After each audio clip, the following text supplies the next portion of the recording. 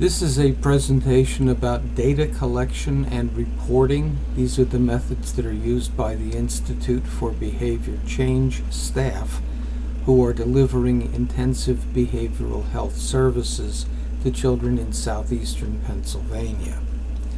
First of all, there are types of data, and I believe there are two. The first is treatment delivery data. The second is treatment outcome data. Treatment delivery data is data created by the treatment providers to document fidelity to the treatment plan during treatment delivery. Treatment outcome data, on the other hand, is created by the treatment recipients to document the quality of life changes resulting from treatment delivery. The IBHS regulations, that is the Intensive Behavioral Health Regulations, for both individual and ABA programs require collection of treatment delivery data. There's no question about that. A funding agency requires reporting about the acquisition of replacement behavior, not just target behavior, but this is still treatment delivery data because it comes from the treatment provider. The Kosser Scale that I invented is actually a standardized method of behavior tracking and analysis of treatment outcome data because the data comes from the treatment recipient or their parent if they're a child. It is collected on an interval scale, not a nominal or ordinal scale like Likert scales typically are. It is in fact an interval scale, is highly reliable and valid, and can be analyzed because of its basis on an interval scale, can be analyzed by analysis of variance and other sophisticated statistical tests. There are two modes of treatment that I want to focus on in this presentation in Pennsylvania. We have individual IBHS and ABA IBHS. There is one other category of IBHS, and that is group services. But for all intents and purposes, there really are just these two. In the definition for billable BC activity in the individual IBHS model, we have this text. In the ABA IBHS material, we have this much longer description of what is billable activity by behavior consultants in ABA programs. The first few sentences are virtually identical, but this yellow section down here is unique to the ABA IBHS treatment model. So I sent an inquiry to the state and said, why is it that individual IBHS providers have no mention up here of non-face-to-face activities, such as analyzing past data, scoring and interpreting assessment and other kinds of data, and discussing findings and recommendations with the member or guardian. These are certainly activities that would make perfect sense for a behavior consultant either in the individual or ABA programs, and this is the response that the state gave to that question I raised. They rephrased the question to say, why can providers of behavior consultation ABA services bill for indirect activities, including data analysis, but providers of behavior consultation services individual cannot bill for these services? That's not the question I asked, but it approximates it, and this is the answer the state provided. The national ABA codes include codes that allow for billing of activities such as data analysis, which was taken into account in the development of the ABA rates. Then they go on to say that while providers of behavior consultation individual services cannot bill directly, and that's a key word, directly, for activities such as data collection, documentation, and staff oversight, the time associated with these activities was taken into account when the fee schedule rate for behavior consultation individual services was developed. Well, what that means, I think, is that these activities, including data collection, documentation, and staff oversight, were included in permissible activities for behavior consultants in the individual program, but behavior consultants in the individual program simply can't bill for those activities separately as they can in the ABA program. In other words, we have two levels of care for children, individual and ABA. ABA implements the state-of-the-art evidence-based practices and standards of care that are at the highest level as identified by the Behavior Analyst Certification Board for ABA services. The fact that these same services are covered up here in terms of face-to-face consultations and assessments with team members, attendance at team meetings related to the member, and development of the treatment plan, which includes observation, behavior tracking, defining antecedents, and defining consequences, etc. That means, I think, all of these activities, including this yellow stuff, is included in these definitions up here, can be delivered by behavior consultants in the individual program, and are billable activities for those practitioners. And finally, we have types of error. Type 1 is saying that there is something wrong when nothing is actually wrong. Type 2 is saying there is nothing wrong when something actually is wrong. Of the two, Type 2 is more serious than Type 1 because it deprives the child of necessary help. Type 1 error provides unnecessary help, which quickly becomes obvious to an ethical provider who's taking outcome data, and the unnecessary help can be discontinued efficiently without harm to the child. And that's the important part here, taking outcome data. Without the outcome data going into the mix on an ongoing basis, it's not possible to rapidly identify Type 1 error, and it's also impossible to determine with a high level of statistical significance or accuracy whether or not your treatment program is having a desirable effect on the child.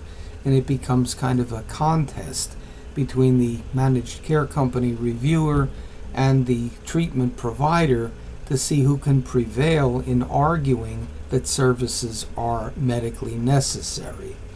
What I'm proposing is that there is a way of achieving that much more reliably and predictably, that both providers and insurance company managed care reviewers can rely upon to make determinations as to whether or not services are in fact medically necessary.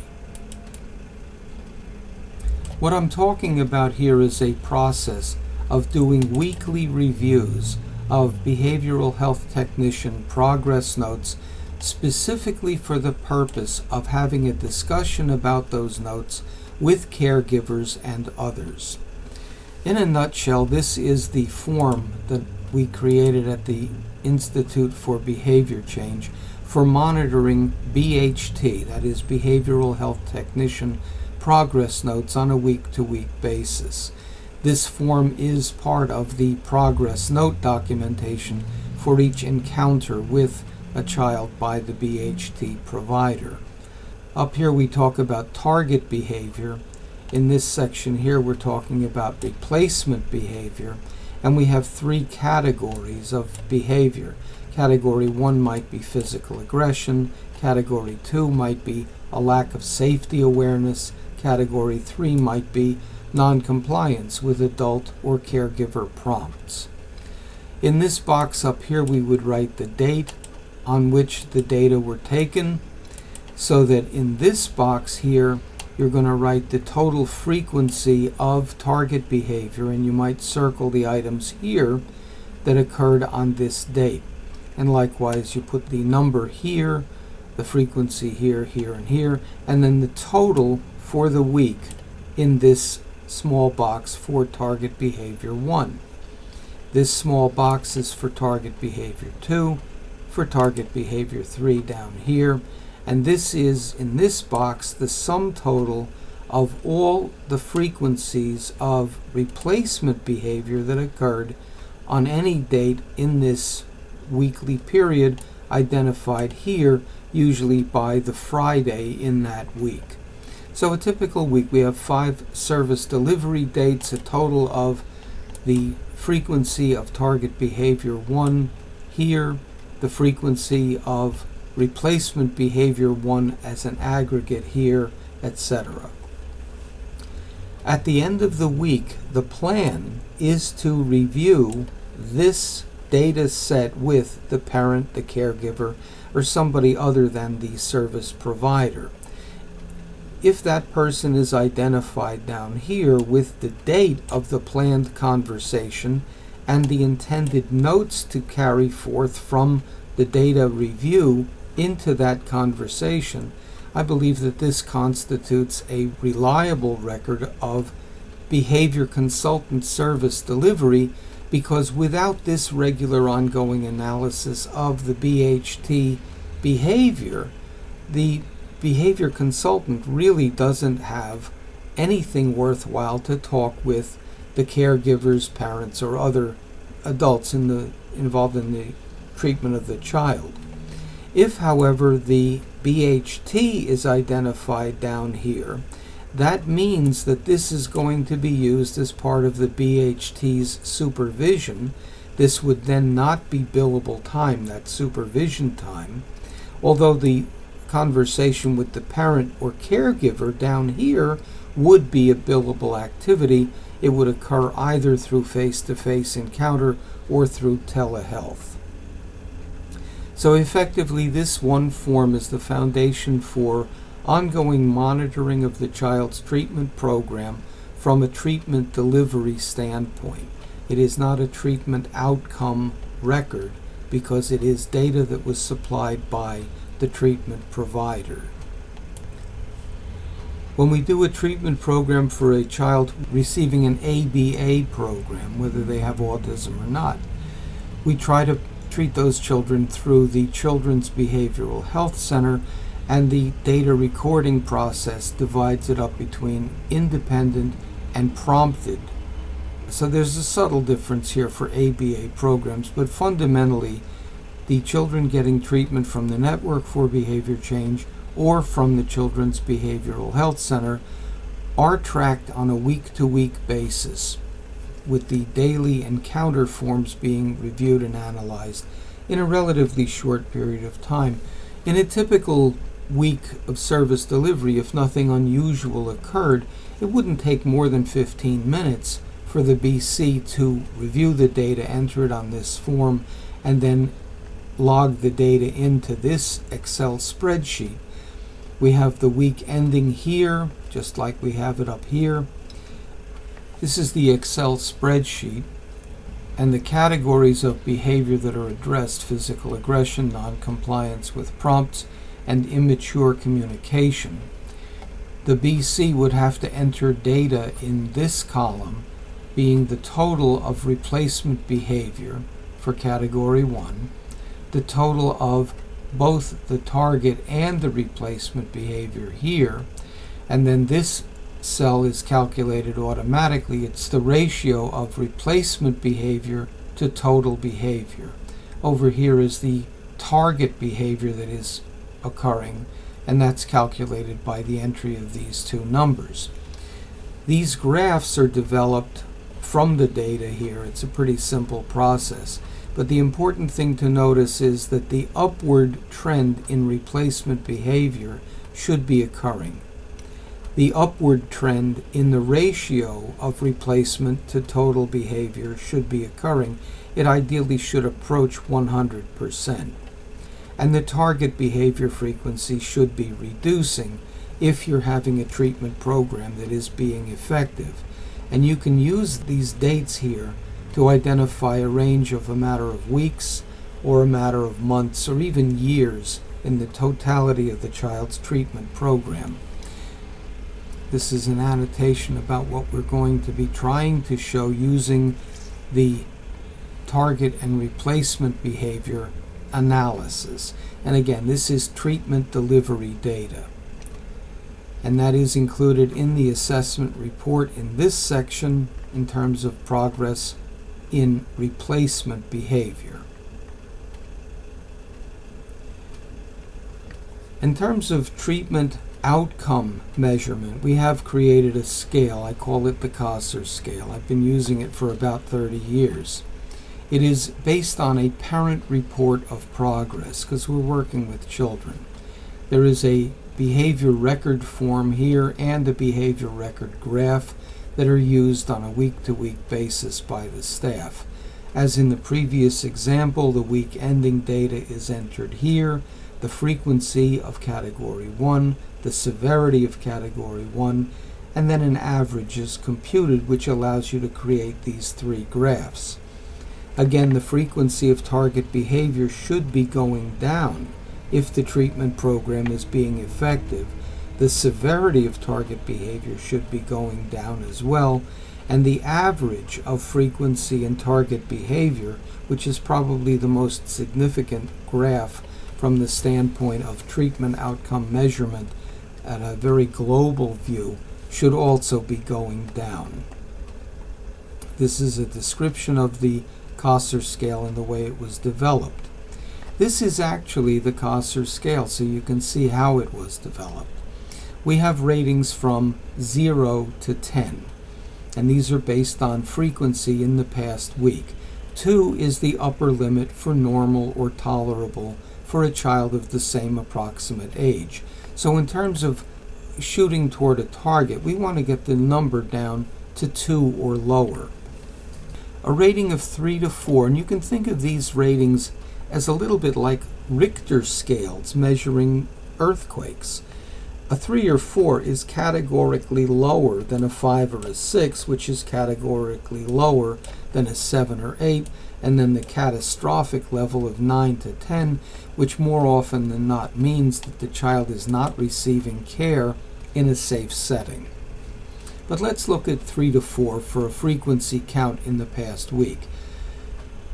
This means that a few occurrences occurred in the past week as measured by the parent. Almost every week in the past month, that would be a 3, or every single week there were a few occurrences. Every single week in the past month, that would be a 4. Now we have the term many times as opposed to a few. It's many times. And the parents can have a conversation with the BC about what the difference is between a few and many. The important thing is that this is a scale that is administered to the parent by the BC and causes an engagement with the BC to achieve a shared understanding of the child's behavior as measured by an objective outcome measurement system. Again, almost every week in the past month would be a 5. Every single week in the past month, if it occurred many times in the week, would be a 6. Now here we have several times per day as opposed to many times in the past week. Several times per day with breaks in between incidents almost every day to every single day. That's a 7 or an 8. And again, constantly, it never stops or stops only briefly before restarting, almost every day in the past week to every single day in the past week. So you can see that if you're a 3, you can't be a 4 or a 6 or a 2. You can be a 3 and only a 3. And that's the reason why this is an interval scale as opposed to a nominal or an ordinal scale.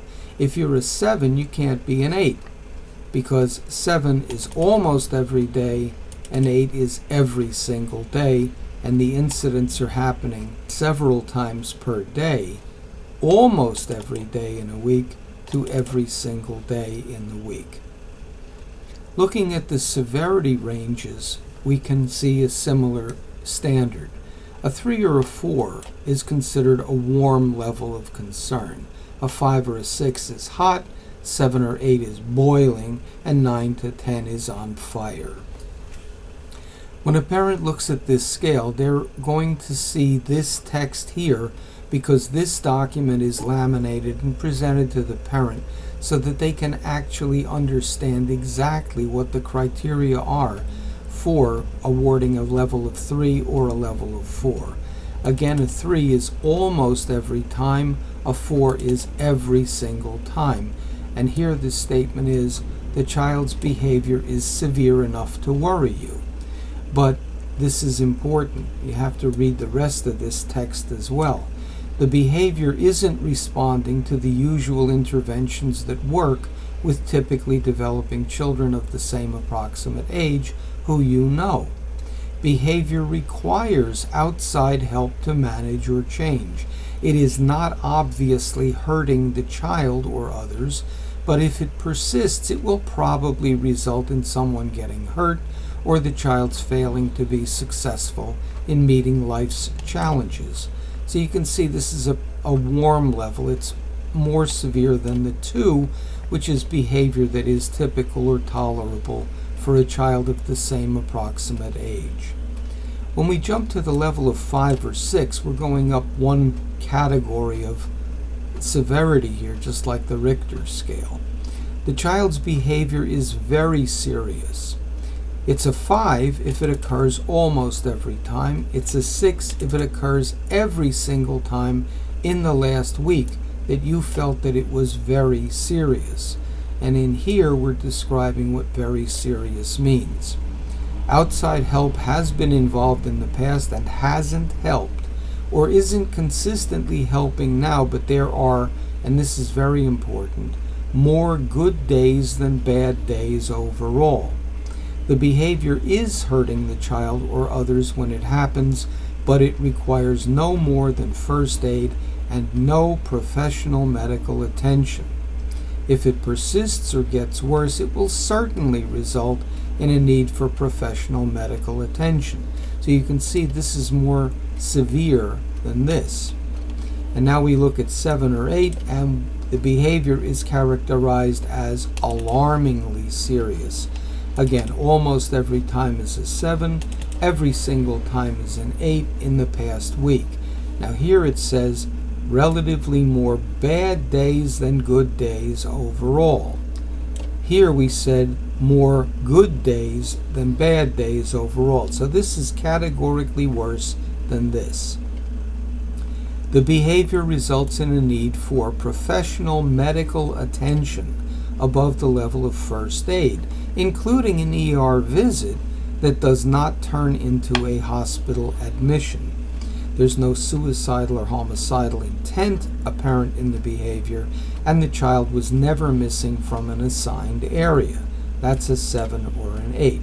And again, it's a 7 if it occurs almost every time, and an 8 if it's happening every single time that the behavior is alarmingly serious, as defined in this text here. If it occurs every single time in the past week, it's an 8. If it occurs almost every time in the past week, it's a 7. Now let's look at 9 and 10. A 9 or a 10 is a very serious event. There was a hospitalization. That is at the height of emergency intervention. So we have a clear delineation here that if a parent is recording their child's behavior improperly, saying it's a 9, it's a 10, it's a 10, because they're not thinking, we can point to this text here and say, wait a minute, you're saying that the child's behavior is so severe that it may require a hospital placement. That means that we're failing. So you can't claim that it's a 9 or a 10 and hope for services to continue, because they shouldn't continue if the child's behavior actually is at a 9 or a 10. But this is a quick way of defining whether or not the child's behavior is being recorded by the parent in a responsible way. Again, here is the behavior record form. Here is the behavior record graph.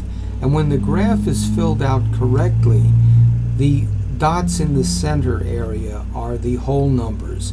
Dots placed on the lines are the half, because we're taking two numbers divided by 2, and that means it's possible to get ratings of either 0.5 or zero point 0. That's an 8, that's a 7, there's a 6.5, etc. It is important to note that whenever a change from week to week in a child's rating of 2 points or more, 2 whole numbers or more, it is a statistically significant change at the 0.01 level of confidence. So it can be pointed to as an indication of progress having occurred or failure having occurred in the treatment delivery process. The other thing about the behavior record graph is that we are recording on here explanations for what important events happened. In this case, there was an elopement here, which is a very serious event that may warrant hospitalization or some escalation in treatment. This is a much more common event where a grandparent came to live with the child, and for this 2-week period, grandma's rules applied and things kind of went off the rails because the kids took full advantage of the lack of continuity in the treatment or standard behavior expectations that existed in the household. Over here, things normalized, grandma went back home, and the standard rules were reestablished, and the target behavior predictably went down. In the assessment report, the progress report, the treatment outcome data is presented here so that it's in close proximity to the replacement behavior, which is the measure of treatment delivery, as opposed to the measure of treatment outcome that is measured down here. When you differentiate between treatment delivery data and treatment outcome data, you can collect both with fidelity and then compare them.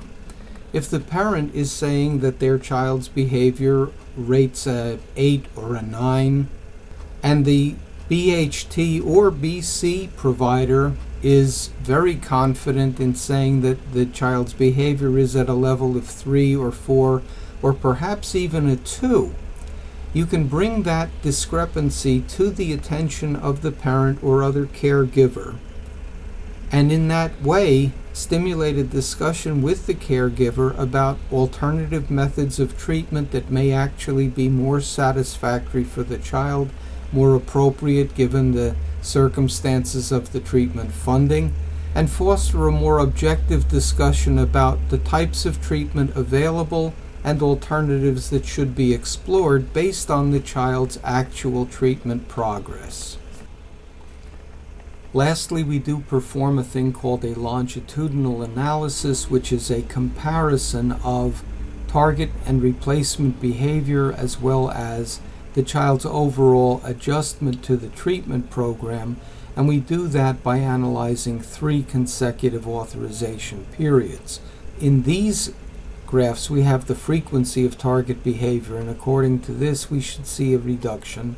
The severity of target behavior should be a reduction as well, and the usual duration of target behavior should be a reduction as well.